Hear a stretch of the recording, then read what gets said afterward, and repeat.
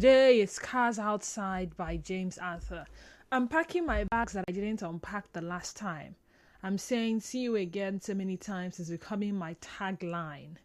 But you know the truth, I'd rather hold you than try to catch this flight. So many things I'd rather say, but for now, it's goodbye.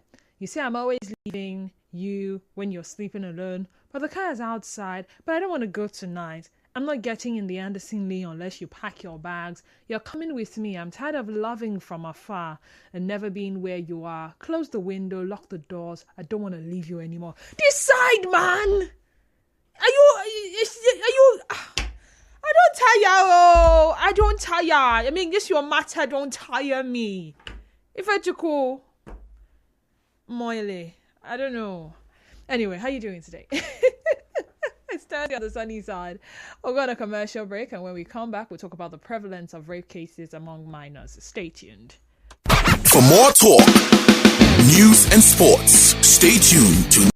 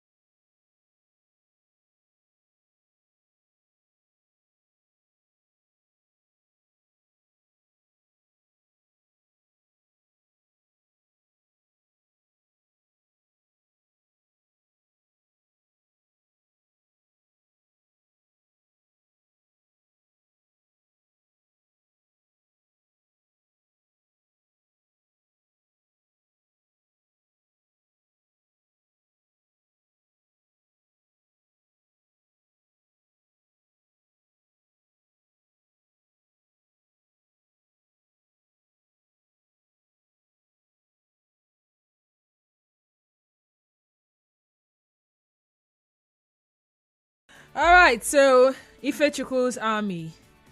Denise, trust me, Ifechukwu is not in love. He's just catching cruise right now from Woji. Okay, let's hope so. But my instincts never lie. And one day, the truth will be out in the open. Okay, someone says I have not done yo today. Yo, what's up? How's your mind? How's your body? And how is your soul? I'm not happy today. I'm not happy because every time I go online, I try to look at the national dailies. I see one news story or the other centered around rape among minors. It's more like the pedophiles have unanimously agreed that they are going on a rampage and they are going to be defiling minors. It didn't start today, but my prayer is that soon and very soon, we will be having less of these conversations because the society will indeed be a better place. But then, beyond persecuting the perpetrators of these very disturbing, very unsinkable, very bad crime, how about we look at prevention? Is it even possible? Have we thought about it? You know how they say prevention is better than cure? Better to prevent than to let that child go through the ordeal of having someone they look up to, someone older, someone they should respect, a father figure or a mother figure defile them.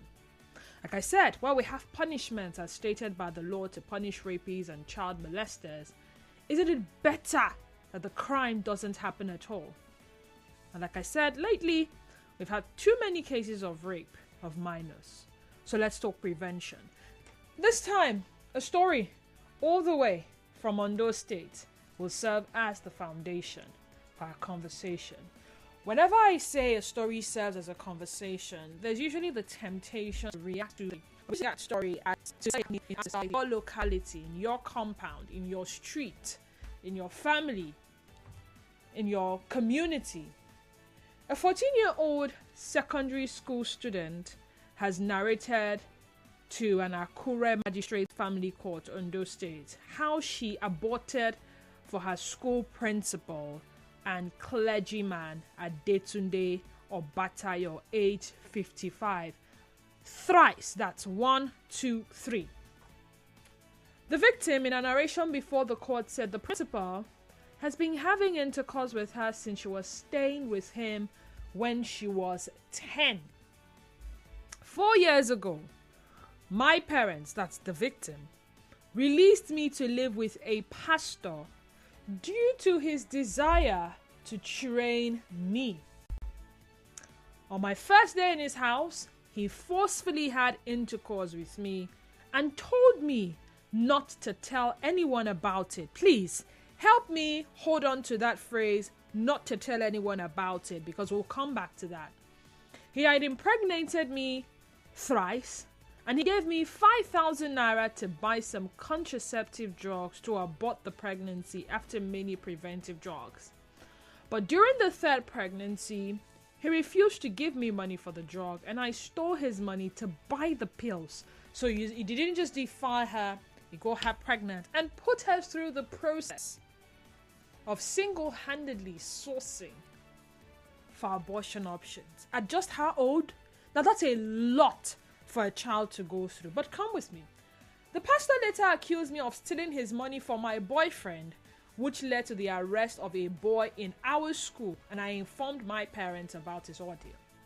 Meanwhile, Obatayo has been remanded to prison custody by the magistrate court for defiling the 14-year-old girl and procuring abortion for her 3 times. The parents of the victim in 2020 handed over their daughter to Pastor Obatayo, who doubles as principal of the school where she attends.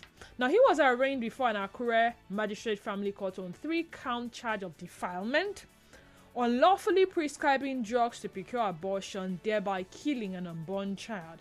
His pleas were, however, not taken.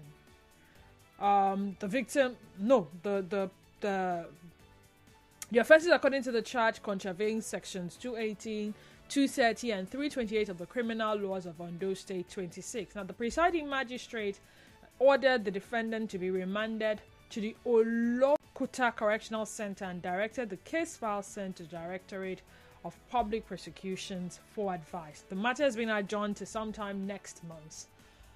How can parents and guardians prevent incidents of rape among minors? Yeah, I'm talking to you and I. Mothers, fathers, uncles, aunties. You are responsible for a minor. In the case of an adult, the adult is responsible for himself. It depends on where the adult finds herself or himself. It depends.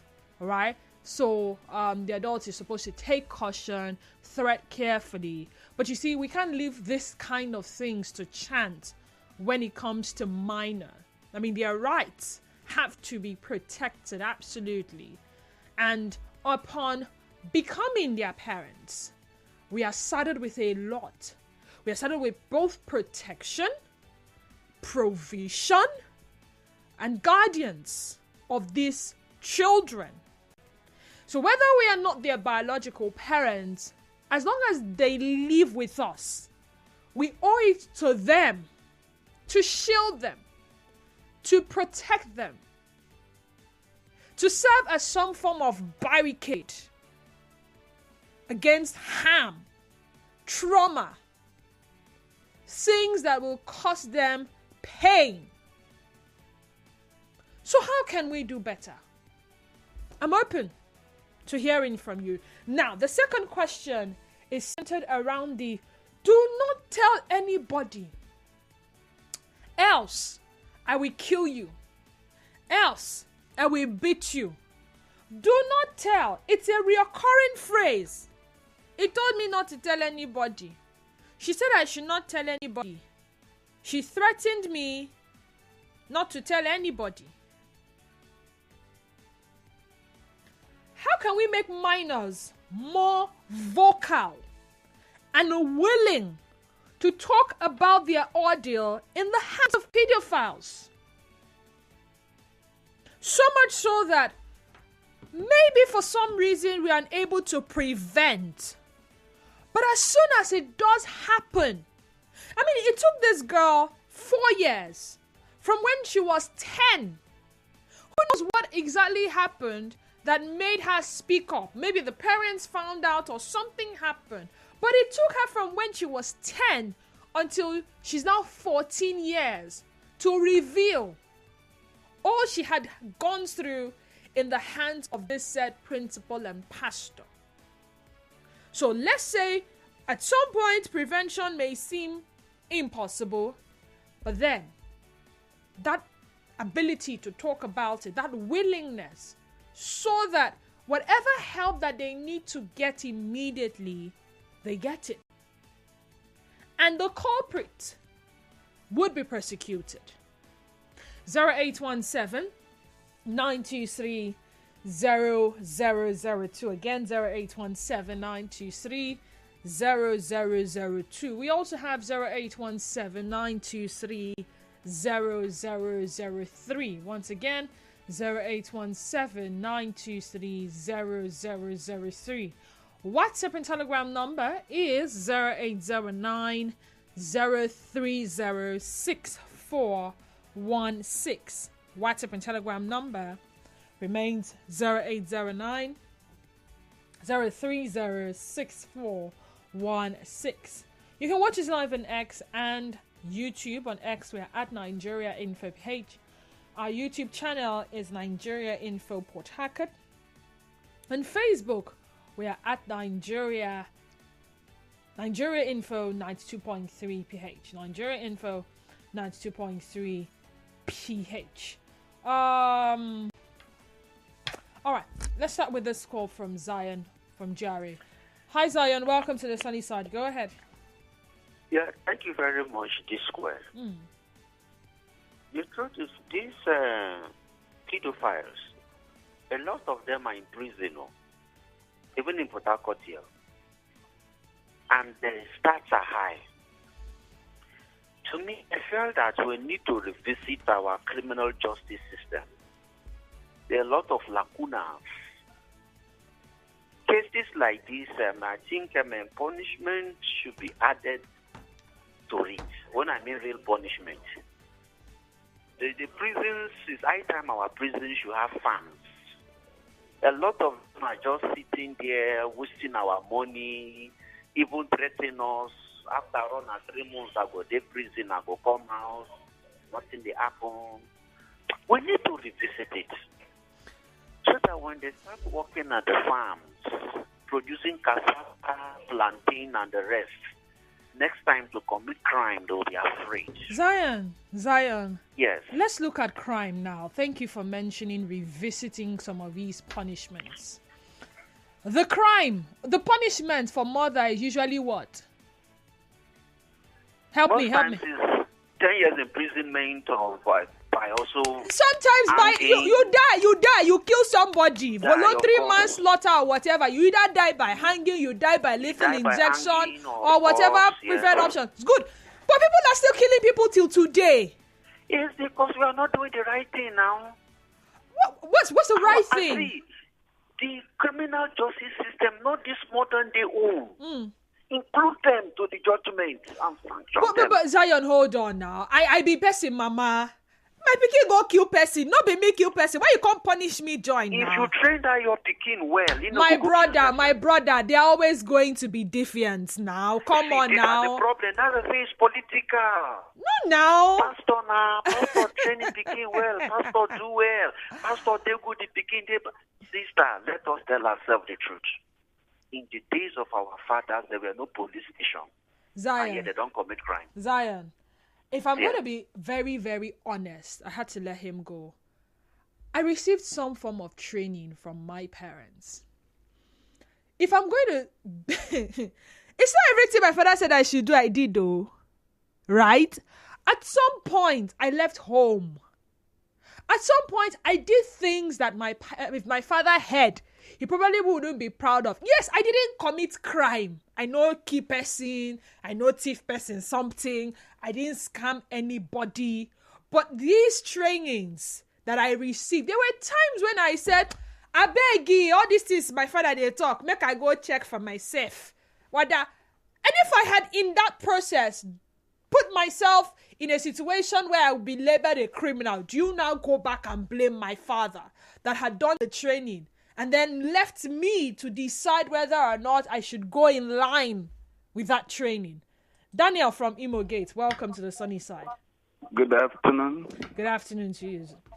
Chinke Daniel Imo Gate, welcome. Tinke Daniels, you're welcome. Yes, the subject matter is such that parents must be blamed.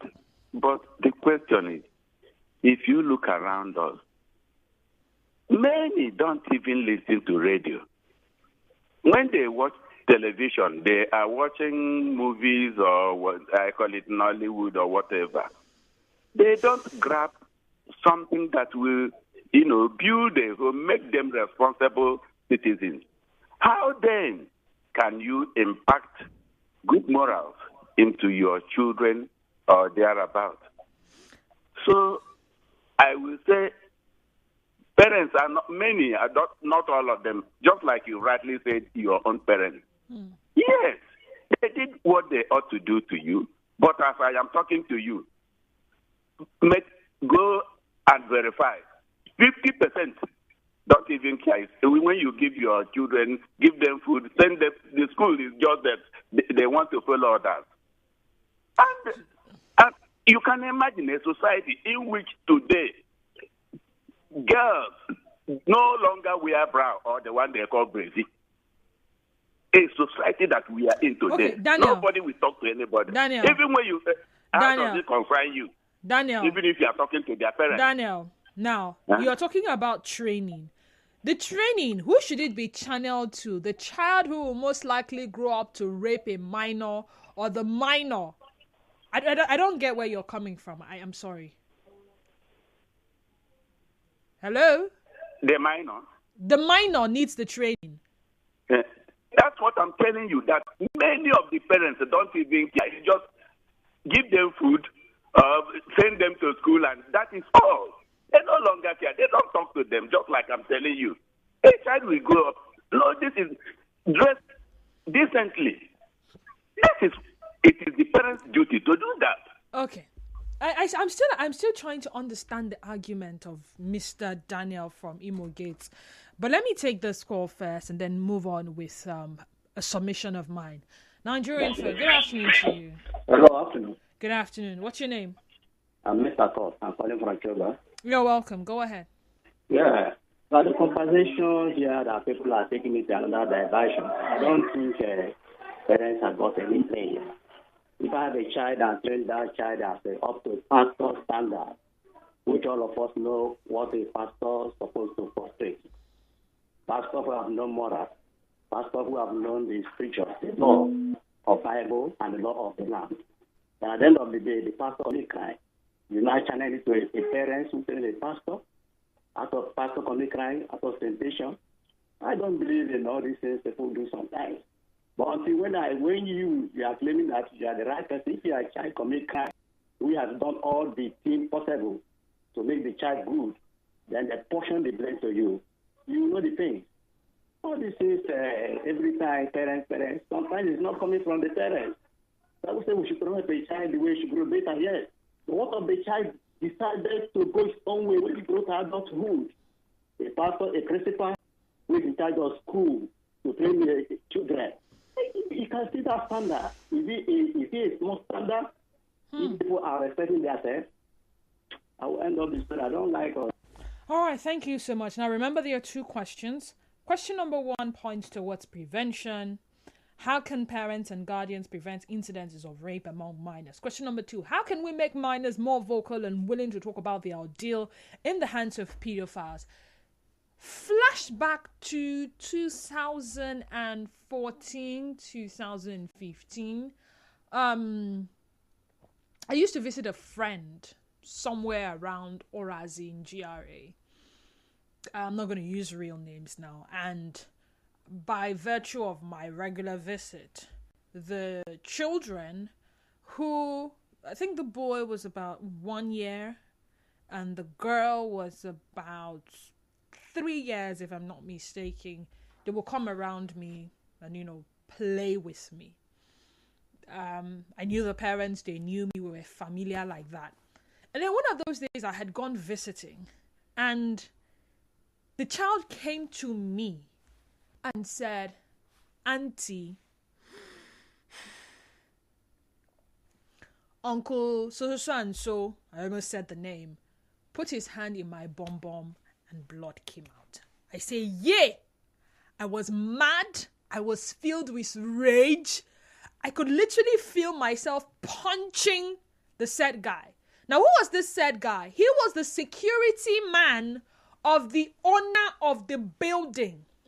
So the owner of the building was the landlord of these said tenants. And it was the tenant's daughter that this gate man or security man had defiled.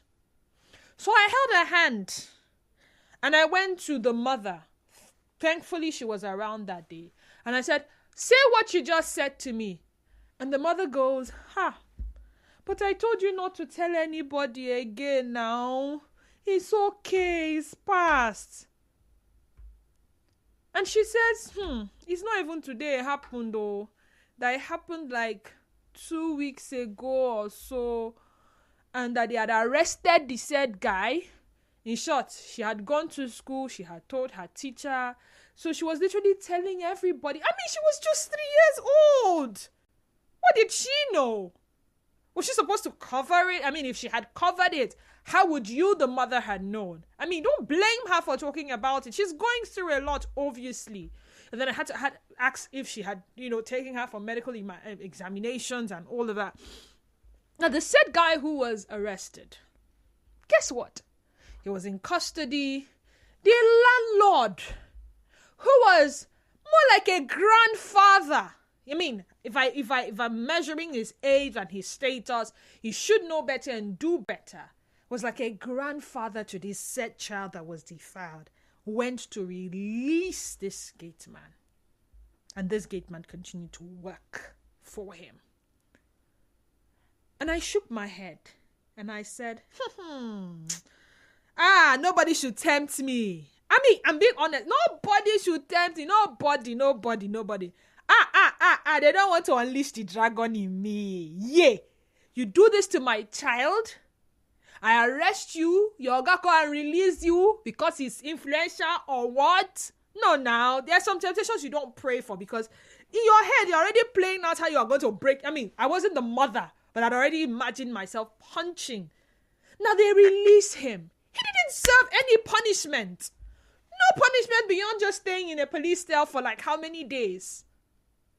And if you look at the human being that did it, I mean, somebody you look at with the eye of pity, and you even be giving tips. Say, yeah, if he hail you, give her one. I mean, he used to hail me. Oh, yeah, take this 1,000 and buy mineral. Looking so, And now, he goes scot-free. The most the family did was, that environment was always reminding the child of that particular ordeal. So they moved out. But you see, if she could remember that someone did that to her at 3, there's that possibility that she carries on that narrative or that trauma up until only God knows how long. Who knows if they subjected her to some kind of evaluation psychologically. But that's a long story. At least she was vocal about it. I have also heard stories of girls who had come out and told their madam, this person is touching me inappropriately. Shut up. What did I see for your body? You like this. Chickly. Rats. One takri. It's one takri. One takri like you. You think my husband will look at you. You think your uncle will look at you. And that was how they shushed the whole matter.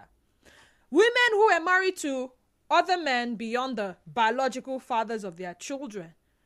The children will report, say, this your husband, my stepfather. Say, So if he wants to do that kind of thing, it is with you. Look at you, small girl like you. I beg, shift. Now, when people continue to do that, how do you think they will be vocal about it? They will always be threatened. It's a norm. It's a pattern. It's a reoccurring situation. Don't tell anybody. But then again, do we encourage them to even talk to us about things that happen to them at school, in the church? How open do we create that safe space where they can literally come back and say, mommy, so person touched my chest region, or however it is you explain to them.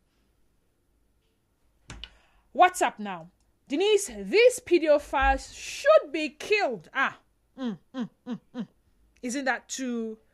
Should be killed at once as a deterrent to others. This one says, when I was in Bauchi State, we stopped this bad act by cutting the manhood of the man who was caught and hospitalized the man and cut off his hand. This is how we stopped it in Bauchi. Elliot from Choba. Elliot, when last did you go to Bauchi? How certain are you that you don't have people knowing fully well that if they are caught, what if they are always thinking that I will never be caught until they are caught? Do you keep waiting till they are caught to cut off their manhood to serve as deterrent? When the deed has already been done, how is that preventive? Ernest from Woji says, you know why most Nigerian, when they go abroad, they stay away from those abroad girls? Because if the law catches you with an underage girl, you will hear it hot. They do this thing here because nothing will happen. Complimenting an underage girl in the United Kingdom, for example, can lead you to serious trouble. The truth is our mentality here needs to change. Soon, people will call and say that underage girls don't dress decently. No. Go to United Kingdom and see how underage dress. Or you go and try to even think of toasting them. Your mind go there. Here, if you arrest that pastor now, you will hear, touch not my anointed. Ernest from Woji. If parents are not to be blamed, then why mention or put the blame on the society? If I may ask, who formed the society? Denise, how can we tell minors to open up? It's like telling a caller who called into a radio give account of what he or she witnessed of one politician, and the host will shut them immediately and cut off the caller. That is the genesis of this phrase, don't tell anybody. Radio hosts, they fear just like the parent and the child. The problem continues. I said this before your story. Eroma from Mercy Land, welcome to the sunny side. Go ahead. Good afternoon, Dennis. Good afternoon. Yeah, I don't know if I'm sure you heard of the saying that drastic time covers drastic measures. Yeah, I've heard. One of the questions he asked is, how do we stop this? Yeah. And someone suggested death penalty, and I heard how you reacted. Trust me, until there is a penalty, it won't stop. It will stop, trust me. Okay. Not 1 year, 2 years, few months imprisonment. Sometimes just few days at the police custody, and they are set free. It will continue. It will continue. Okay. Trust me. They're talking death about penalty. The kids being vocal. Parents have a lot of work to do. Make your kids, make yourself accessible to your kids. They should be able to talk to you about anything and everything. Enough of this African home. Your dad is always thin. Your mom is always violent. You're always scared of talking to them. Make your kids your friends so they can open up to you. All right. but there should be stiffer penalty. Stiffer penalties. Thank you, Arama. Collins Ogumagu on Facebook saying, rape is serious human rights violation. Anyone involved in the act of raping should be severely dealt with. Death. Possibly the death sentence should be served on the person or right? I think it was it one lady? Was it a commissioner? Oh, I'm trying to remember now. Daniel Okuku says dress code should be the major concern and should also expose them earlier to some certain lifestyle to avoid getting it outside. Finally, I think most parents have lost the nature of motherhood. Instead, they are enslaved by the so-called civilization and modernized system. I laugh in an African mentality way till we wake up to reality. Good afternoon, Edie. For me, I'm an advocate of stiffer punishment. I believe if there is a practical punishment for pedophiles, the crime will be reduced. I advise castration for pedophiles. Most of them are mentally derailed. We'll come back to this after the commercial break. You are tuned in to Nigeria Info. We'll be right back after this. Congratulations. We the Rivers